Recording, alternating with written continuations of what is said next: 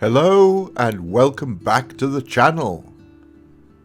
Just a reminder that if you're enjoying our content, please make sure you subscribe, click on the thumbs up and leave us a comment. We love to hear from our subscribers.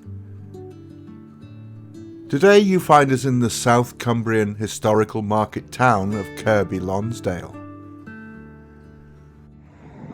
Well, hello to you all, and here we are today in the lovely Kirkby Lonsdale, home of my ancestors. Not long after we moved to the Lake District, Lindsay, being somewhat of an amateur genealogist, began working on my family tree and made an interesting discovery. Several generations back, on my mother's side, my family hailed from Kirkby Lonsdale. This was news to me as my parents are from Liverpool and I was born in the Midlands. What a coincidence that we had moved to the very county of my maternal ancestors.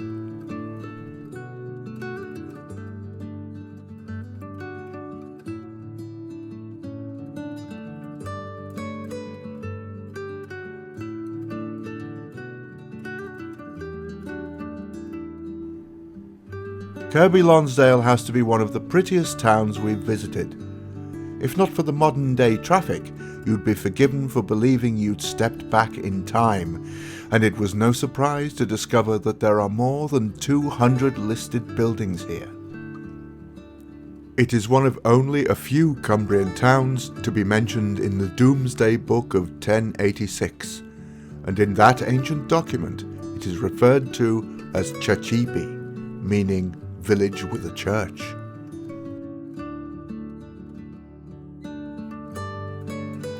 Here we are on the way to the church now. Just coming into view now.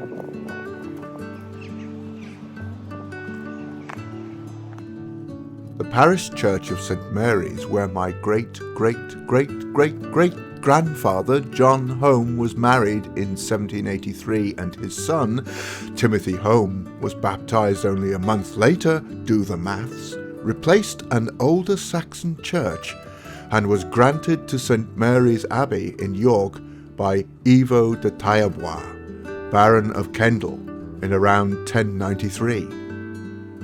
The church's earliest parts date from around this time, with many additions and restorations over the centuries. The pulpit, for example, is dated 1619 and the stained glass windows are 19th century.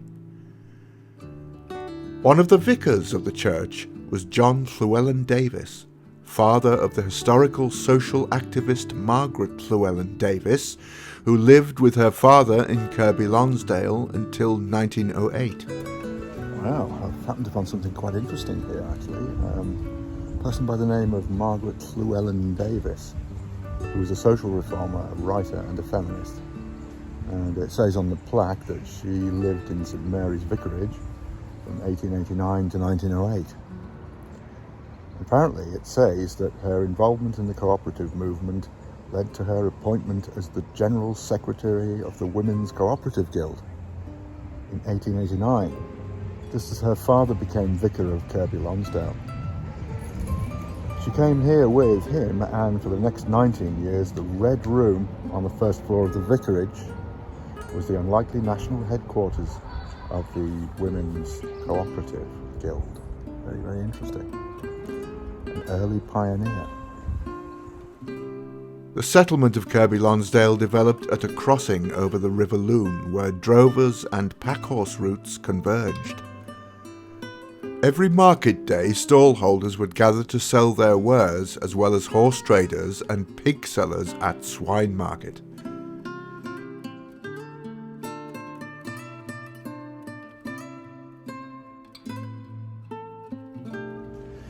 And it says this was the swine market, apparently. And it says, here in the past, pigs and coal were marketed. In the centre of the square is the town's old market crow. Soon became a bustling town which, during the 19th century, boasted no fewer than 29 inns and alehouses. Now, we're not entirely sure, but there could be links from my family to the Red Dragon. During the same century, in 1822, a new marketplace had to be built as the old one became too congested. Well, I'm here in an old building called the Old Tannery. And apparently, one of my ancestors had something to do with this place. Interesting.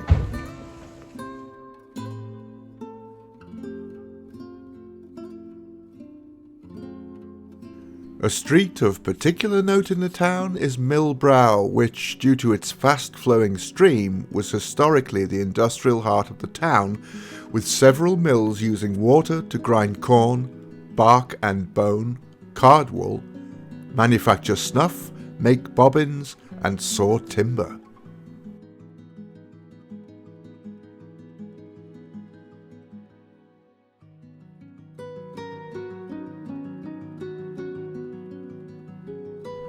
The stream runs down to the River Loon, where a pretty riverside footpath takes us down to the Devil's Bridge, which dates from around 1370 and is built from gritstone ashlar.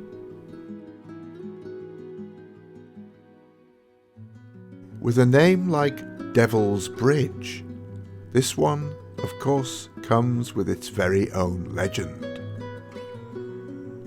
Allegedly, the devil appeared to an old woman down by the river and promised to build a bridge in exchange for the first soul to cross it. The old woman agreed, but when the bridge was completed, she threw across a piece of bread for her dog to chase after, thus outwitting the devil himself. We hope you've enjoyed this walk around Kirkby Lonsdale. For me, it was quite an eerie experience, walking in the footsteps of my long-lost ancestors, surrounded by such historical architecture. We definitely hope to return and do further genealogical research. Perhaps find a grave or two. Goodbye for now.